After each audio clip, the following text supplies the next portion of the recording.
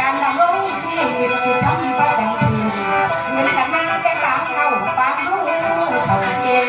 เดี๋ยวนี้โลกมันแก่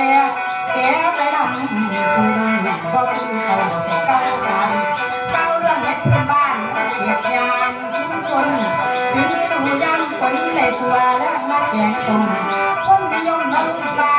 เป็นอาหารจานโปรดมีประโยชน์บ่น้อยเอามาปล่อยดอกคนแกง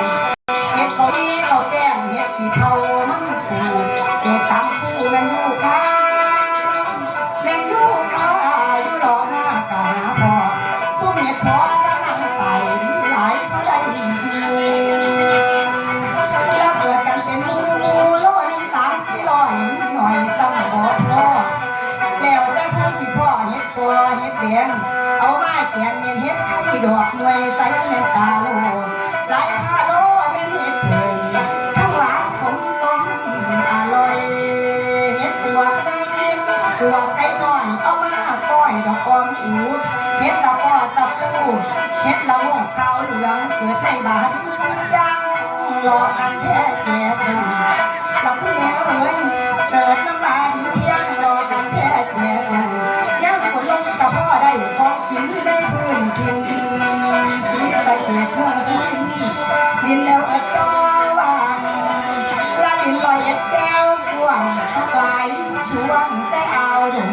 มีหลายเรื่องเอาส่งตั้งคงกุลาหลวงพอยพวงส้มเมาขัวแสดงนอแจงปล่อยความนิยมไหลหน่อยอะไรเกินกำเนิ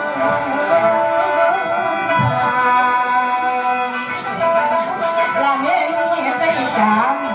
สรุปผลมาใช่สมควรได้คัดสรร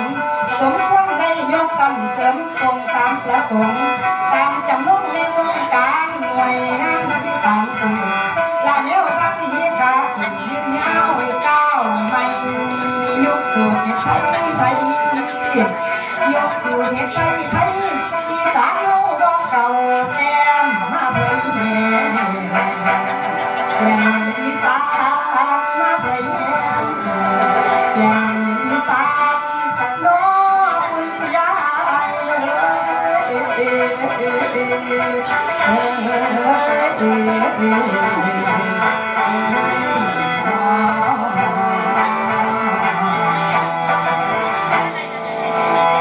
แล้ว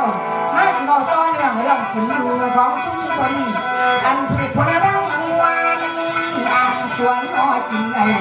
ส้มกินใบกินเหนากินเถากินดอกวันที่ดอกอยู่กระเดาพร้อมมีกระโดนส้มเลี้ยงไม่เลี้ยงฟ้าสาปลาผักหวานกระส้มเลี้ยงไม่เลี้ยงฟ้าสาปลาผักหวานออกแอบมุ่งตดหมาดอกแต่เกี่ยวย่ำแดงผักกระเนียงผักสมผักต้มหน้าผักขาวอ่อนผักตำยินไก่ทอดผักขาอ่อนกินตำยินไก่ซ้อนซ้อนเกี่ยวก็ใส่กันส้มผักหนอดบ้านั่นกามปุ่มจุ้มจังส้มผักปังผักสังหน้าไก่ทำเงินเท่าลัวเราถึงได้พวงละส้มผักบัวผักน้ำผักหนอกดอกผักตบน้ำลายน้ำแต่เสียส้มผักแกงน้ำดาละส้มผักแกงน้ำดาหูเห็ดผักอินละม่อนผักไทยผักจองกันดอกพันบัวผักสวนกล้วยในบ้านมาชิ้นให้ใบบักปูดเห็ดบักเขือบักแข้งแก้วเต้านะผักอีตุยล่าขิงคาหอมกระเทียม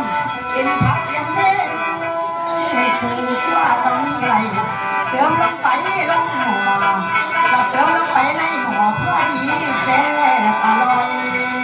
เติมเกลือลงเล็กน้อยที่เป็นแกงข้นก้อยอบแห้งแป้งกุ่นข้างสวชสำนักงานคนมุ่งไม้มุ่งสงจุงให้ทรงจุด